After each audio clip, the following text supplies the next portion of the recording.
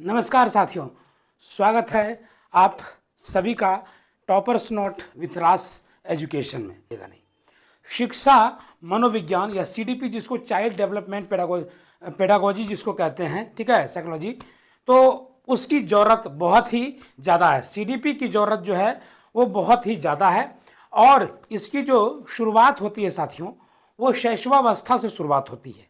और होना भी क्यों नहीं चाहिए शैशवावस्था से, क्योंकि शिशु से बनता है शैशवावस्था। और शैशवावस्था का मतलब हुआ कि शिशु की अवस्था मतलब 0 वर्ष से लेकर के जन्म से लेकर के 5 से 6 साल की अवस्था, ये शैशवावस्था ही कहलाती है। तो दोस्तों, शैशवावस्था के पहले भी एक अवस्था होती है जिसको हम लोग गर्भावस्था कहते हैं। तो बालक या बालिका का जो विकास है साथियों वो वहीं से प्रारंभ हो जाता है, गर्भावस्था से ही विकास प्रारंभ हो जाता है। लेकिन अगर आप बात करेंगे फिजिकल डेवलपमेंट की, जो दिखाई देता हो आंखों से, वो आपको दिखाई देगा साथियों शैशवावस्था में, जिसको इंग्लिश में हम लोग इन्फेंसी भी कहते हैं। आप देख सकते हैं 0 to 5 या 6 वर्ष, ये आपका इन्फेंसी है। तो शैशवावस्था क्या है, आप देखिए कि जन्म से लेकर 14 दिन की अवस्था को शैशवावस्था कहा जाता है। इसमें शिशु को नवजात भी कहते हैं। क्या कहते हैं? शिशु को नवजात भी कहते हैं। और शैशवावस्था में बालक को विभिन्न प्रकार की क्रियाएं करना, है ना, प्रारंभ कर देता है बच्चा यहाँ से। जैसे वो अंगूठा को चूसेगा, निगलेगा और श्वसन करेगा, सांस लेना। तो ये 3 काम ये शैशवावस्था में ही शुरू करता है बालक साथियों, ठीक है। तो ये सभी क्रियाएं मूल संवेगात्मक होती हैं, ठीक है। याद रखेंगे कि नवजात शिशु का जो सामान्य भार होता है दोस्तों वो 7.5 पाउंड होता है। बड़ा ही महत्वपूर्ण पॉइंट है, पॉइंट टू बी नोटेड, इसको याद रखेंगे, 7.5 पॉइंट। और लंबाई जो होती है साथियों वो 19.4 इंच होता है। और श्वसन की क्रिया जो है वो रोने से प्रारंभ होती है। श्वसन की क्रिया कहाँ से प्रारंभ होती है? तो श्वसन की क्रिया रोने से प्रारंभ होती है। और आरंभिक 15 दिन के बाद शिशु का रंग जो है वह स्थायी हो जाता है। पता चल जाता है कि ये गोरा है कि काला है। कितने दिनों के बाद? तो 15 दिनों के बाद। पॉइंट टू बी नोटेड, बड़ा ही इंपॉर्टेंट पॉइंट है। और साथियों हम लोग को याद रखना है कि शैशवावस्था की प्रमुख विशेषताओं की बात हम लोग जब करेंगे तो इसमें क्या होता है, शारीरिक विकास जो है वो काफ़ी तीव्रता से होता है, काफ़ी तेजी से जो है शारीरिक विकास होता है। और मानसिक क्रियाएं जिसको हम लोग ध्यान कहते हैं, स्मृति कहते हैं, कल्पना कहते हैं, संवेदना कहते हैं, प्रत्यक्षीकरण कहते हैं, ये सभी क्रियाएं जो हैं 3 वर्ष तक कार्य करने लगती हैं, ठीक है। और अगला पॉइंट है साथियों कि सीखने की प्रक्रिया जो होती है वो काफ़ी तेज होती है। सीखने की प्रक्रिया कैसी होती है? काफ़ी तेज होती है, ठीक है। और गेसेल एक मनोवैज्ञानिक है, साइकोलॉजिस्ट है, उनका मानना है कि बालक प्रथम 6 वर्ष में बाद के 12 वर्षों का 2 गुना सीख लेता है। देखिए कितना महत्वपूर्ण प्रश्न, कितना महत्वपूर्ण लाइन है ये, कि बालक प्रथम 6 वर्ष में बाद के 12 वर्षों का 2 गुना सीख लेता है। आप सोच लीजिए कितना बालक सीखता है, उसकी जो सीखने की क्षमता होती है वो कितनी तीव्र होती है। अगला है साथियों कि बालक शैशवावस्था में सत्य और कल्पना के बीच अंतर नहीं कर पाता। कैसे अंतर करेगा? उसको आप वीडियो गेम दिखा दीजिए, उसको लगेगा कि वो रियल में है, ठीक है। अतएव वह असत्यभाषी जान पड़ता है, ठीक है। बालक का अधिकांश व्यवहार मूल प्रवृत्तियों पर आधारित होता है। जैसे भूख लगने पर रोएगा या क्रोधित होगा या व्यथित हो जाएगा, ये सारी चीजें इसमें होती हैं, ठीक है। शैशवावस्था में शिशु में किसी क्रिया या शब्दों को दोहराने की विशेष प्रवृत्ति होती है।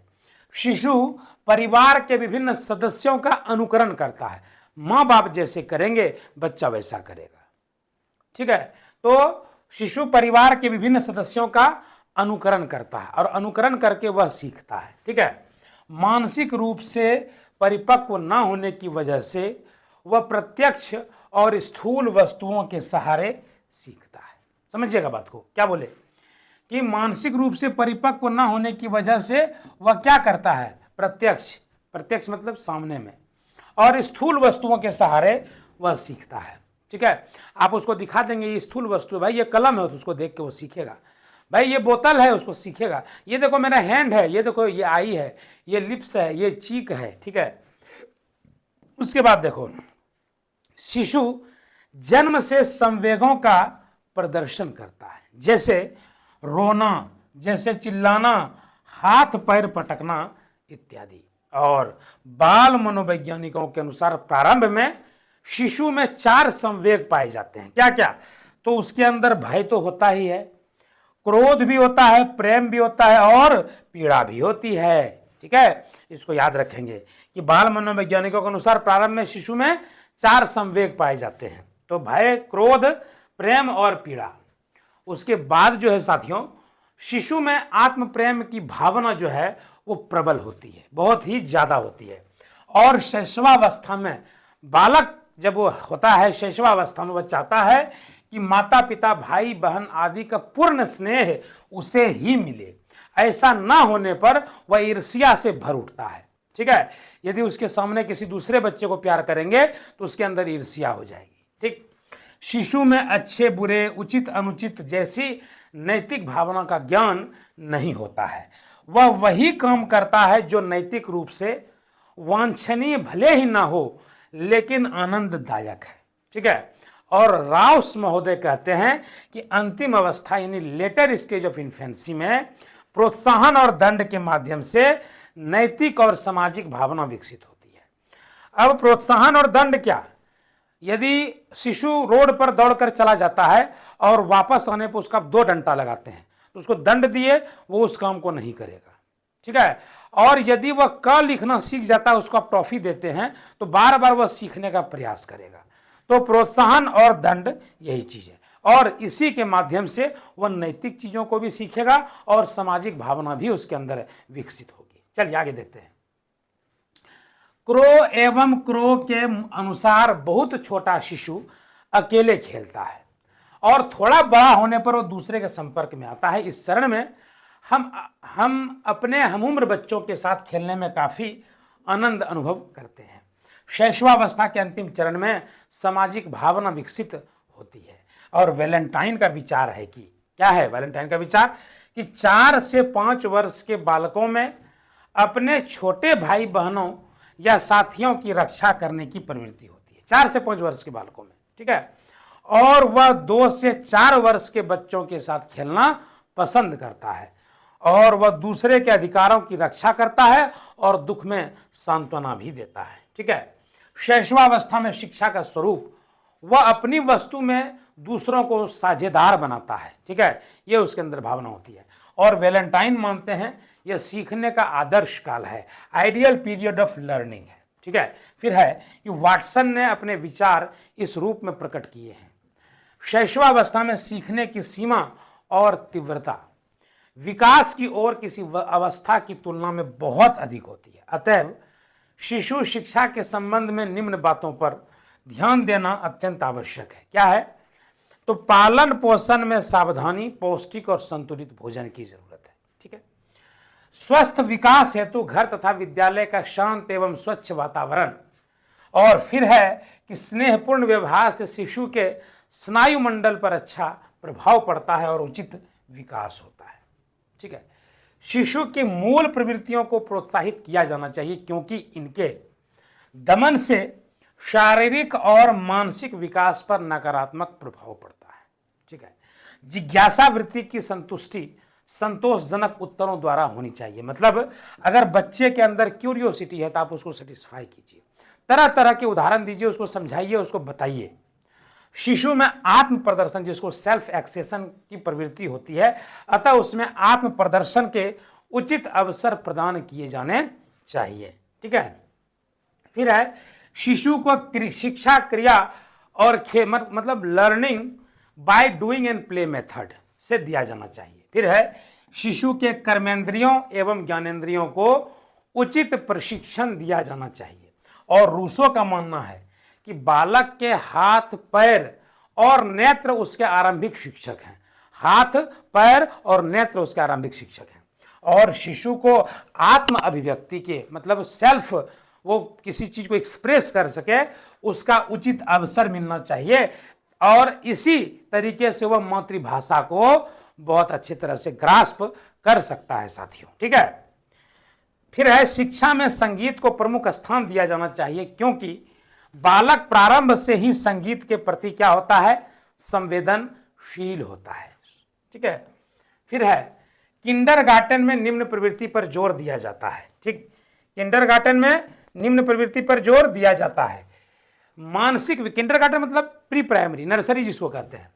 मानसिक विकास के लिए बातचीत भी जरूरी है, निरीक्षण जिसको हम ऑब्जर्वेशन कहते हैं, किसी चीज को गौर से देखना, वो भी जरूरी है, संवेदन भी जरूरी है और प्रत्यक्षीकरण भी जरूरी है। कल्पना और स्मृति पर अधिक ध्यान दिया जाना चाहिए। व्यक्तिगत विभिन्नता पर ध्यान दिया जाना चाहिए ताकि स्वाभाविक विकास हो। स्नेहपूर्ण व्यवहार से शिशु के स्नायु मंडल पर अच्छा प्रभाव पड़ता है और उचित विकास होता है। रुचिकर पाठ्यक्रम बालक की रुचि, खेल और क्रिया के सिद्धांतों पर आधारित हो। ठीक है, मोंटेसरी एवं किंडरगार्टन तकनीकों का प्रयोग, इसमें बच्चे जो हैं वो काफी जो है डेवलप करते, काफी विकसित होते हैं बच्चे। और जब शैशवावस्था अंतिम चरण में हो तो वहां पर सामाजिकता की जो भावना वो प्रबल होने लगती है। आपको पता है कि बच्चा आपको कॉपी करता है, the child imitates you, whatever you do he will imitate you, he will just copy you, so try to do better thing so that he may copy the better thing. Okay, शैशवावस्था क्या, अतः उसे अभिभावकों, शिक्षकों, दूसरे बालकों से मिलने के अवसर मिलने चाहिए। उसके बाद दोस्तों की अच्छी आदतों का विकास, जिसको ड्राइडन कहते हैं। शिशु को छोटी छोटी बातों के लिए ना तो भय दिखाना चाहिए, ना ही दंड देना चाहिए। और भय और दंड का शारीरिक, मानसिक, संवेगात्मक था सामाजिक विकास पर प्रभाव पड़ता है। इसके लास्ट है दोस्तों कि शैशवावस्था एवं इसके दौरान अधिगम। तो जन्म से 6 वर्ष तक की अवस्था को शैशवावस्था कहते हैं। इसमें जन्म से 3 वर्ष तक बच्चों का शारीरिक एवं मानसिक विकास तेजी से होता है। शैशवावस्था में अनुकरण एवं दोहराने की तीव्र प्रवृत्ति बच्चों में पाई जाती है। इसी काल में बच्चों का सामाजिकरण भी प्रारंभ हो जाता है। पॉइंट बी नोटेड, इस काल में जिज्ञासा की तीव्र प्रवृत्ति बच्चों में पाई जाती है। फिर है कि मनोवैज्ञानिकों की दृष्टि से यह काल भाषा सीखने की सर्वोत्तम अवस्था है और यह काल शिक्षा की दृष्टि से सर्वाधिक क्या माना गया है, सर्वाधिक महत्वपूर्ण माना गया है। तो यह आपका उत्तर हो गया दोस्तों। ठीक है, ये आपका आंसर है। शैशवावस्था चैप्टर खत्म हो गया। उम्मीद है कि आपको बहुत अच्छा लगा होगा टॉपिक, और यदि कोई ज्यादा समस्या आगे बनती है तो हम इसको और डिटेल में करेंगे। तब तक के लिए लेते हैं विदा और मिलते हैं फिर नेक्स्ट वीडियो में। Bye bye, good night, Tata.